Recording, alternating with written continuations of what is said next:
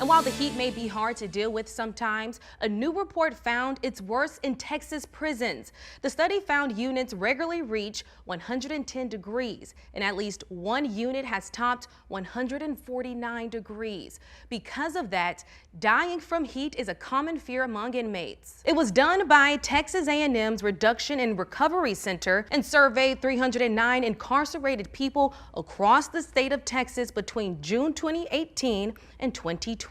So it doesn't even include this summer's brutal temperatures. It found only 30% of Texas prison units are fully air conditioned, and Texas is one of 13 states that does not have any kind of universal air conditioning in state prisons. Earlier this month, researchers who worked on the report spoke before the Texas House Committee of Appropriations, pushing for the installation of climate control equipment in state prisons.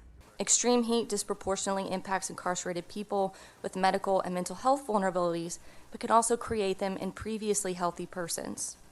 Such vulnerabilities are overrepresented in prison systems across the U.S. and in Texas.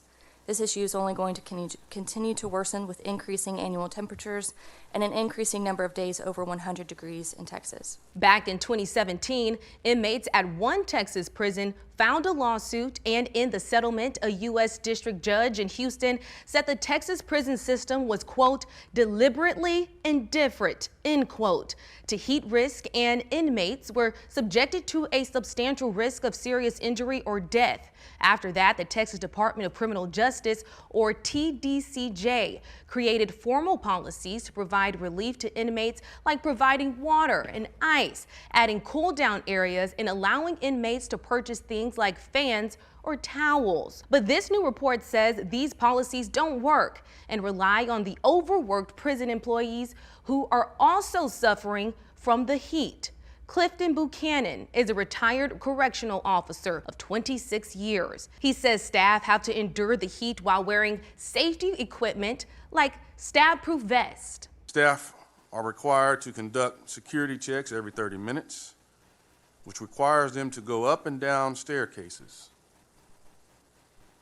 Imagine going up and down stairs at a football stadium in the heat of the day while wearing a coat.